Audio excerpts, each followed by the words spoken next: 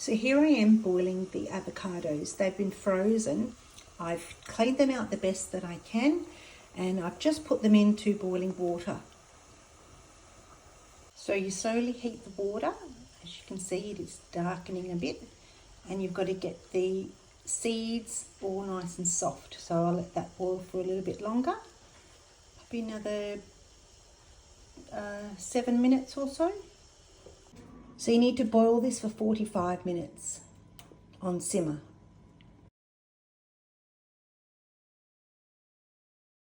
So here I am. I've turned the water down. It's been boiling for maybe 8 minutes, 10 minutes. As long as the avocados are soft and some of the skins are peeled off around the stone. And then I've made a homemade sift or strainer thing for the water. Now be very careful because you don't want to catch that on fire. So I've just got my saucepan, some fabric, and I put clips around so it doesn't sink in. And here is pre-warmed up fabric and stuff. You need to have it pre-warmed. I think that's pretty warm. And then what I'm going to do now is pour that into this here. So I'll come back with I'll come back with the other part. Now here is the avocados. As you can see, they're gone green, and the pips, there's the bit of the skin there. And I'll take the fabric off. I haven't got a stand, so I can't put my camera in a stand, so I just have to do bits at a time. So here I have put the cloths. I've done a little bit of lace trim. I've done some damask fabric, that was my grandmother's, and just some white cotton. I don't know how this is going to go, so I'm just going to leave it sit there and see how we go, and I'll come back. If you see this video and I put it up on YouTube, you know that it had worked. So now I've put in my fabrics, and and my trims and whatever else of white fabric I found. And then I also found some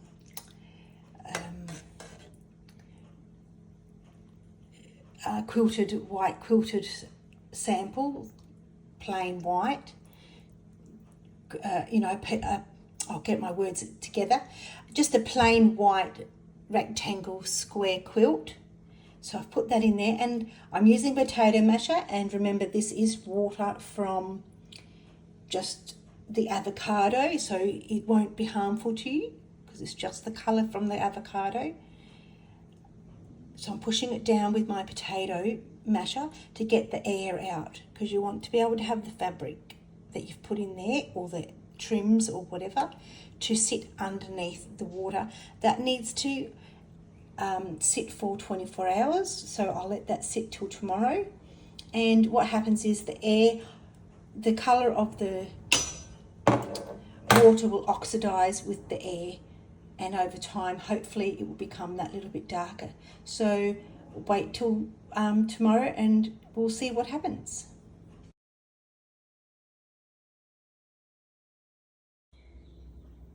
So here I am the next morning, and I happen to put a white top in as well. So this is the colour that it came out of. Now this is linen. So I'm going to try and do my best. Oh, I've spilled it all over because I want to keep the water to put more stuff in. I'm just trying to hold it with my hand at the same time.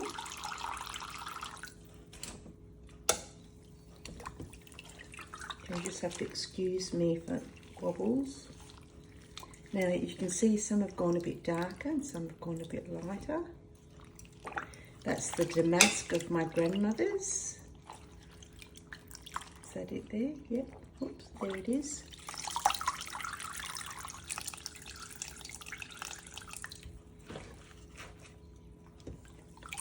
And these are just all different sorts of fabrics. Now look how dark that one is to that one.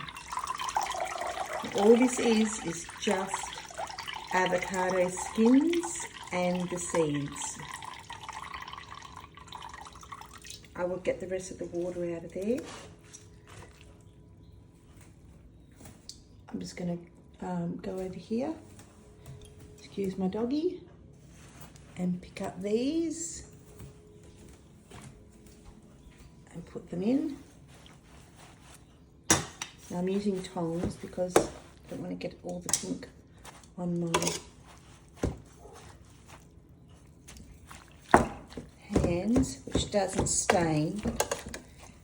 It does stain the bench, so if you're doing this, do it on the sink. I'll just get a little piece that's left on the floor.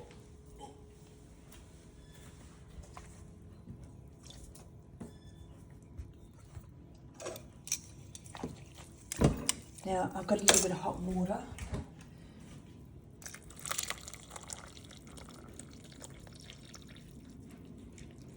Add a little bit of water. It will dilute.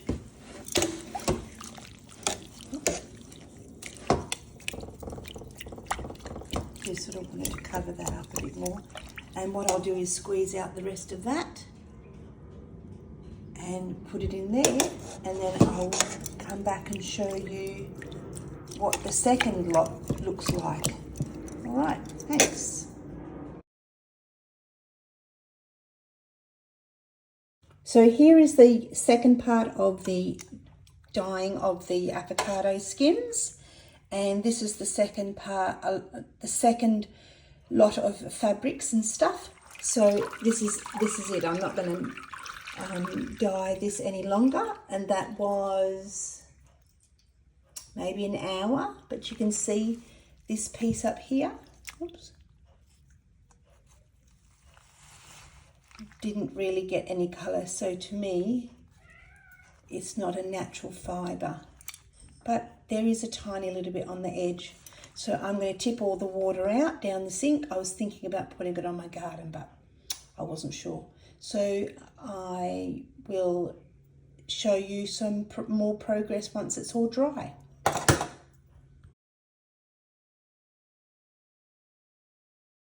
So this is what's happened with the first batch of avocado dye. So you've got some lace here, so it did the lace quite well. It did a doily with all the little doilies. It did this here. You can see that it did this bit of just scrappy fabric. I think that's in the second one actually. It's not as dark. It did those quite well. And it did my grandmother's damask bit of cloth, but I'm a bit disappointed because it left a couple of marks there, but you won't see it on the other side, and it's a bit dark in the middle. So I think the next time I do it, I've got to mix it up a little bit more just to get the colour around, and maybe not put too much in the pot. So that was what happened there with the first batch. And I thought, gee, I better, I might just be able to use it again. So this is what happened with the second batch.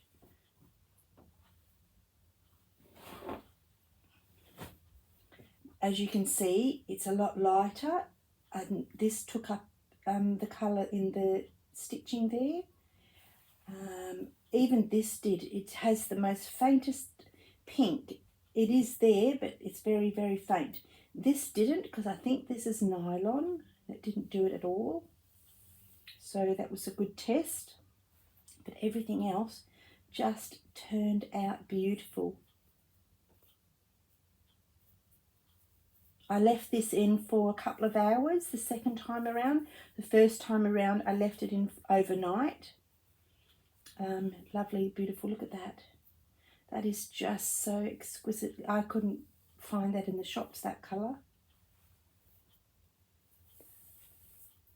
Just lovely. This here didn't take the cut pink as what I thought. I think this was in the first one, to be honest. I'm not sure now. No, I can't remember, because now that I've mixed it all up and washed it. And even this here, that's just a bit of scrap that I had, and I thought I'll throw that in, and I thought I'll throw this in as well, and it coloured it quite well. Look at that, isn't that beautiful? So I hope you enjoyed that and you get some inspiration, and save your avocados, seeds and skins, and wash them quite well, and then I just put them in the freezer, boil them for 45 minutes, strain it through some muslin or a piece of, you know, fabric, old fabric that you have, and I put 2 clips on the side of the pot. Make sure you don't catch the fabric on fire on your stove, and what's it called? Pour it in. That's what it's called. You pour that into the other pot with just the liquid, and you wet your ingredient or your fabrics and linens and laces and trims and whatever have you. You wet them first so they're already wet, and then you put that into the hot simmering water. Now you only have to simmer it, don't boil the bejeebers out of it or you'll probably burn it. And make sure you try and make sure it's all clear water, and then stir it occasionally as you go on, and then let it cool overnight.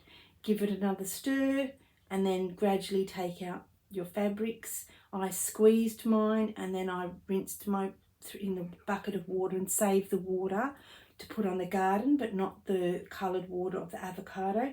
And then if you want to, use it the second time around and you'll get a much lighter fabric. So I will put the 2 together and you can see the difference in the fabrics, in the colour. All right, thank you very much for watching. Oh, I better move you over slightly. There we go.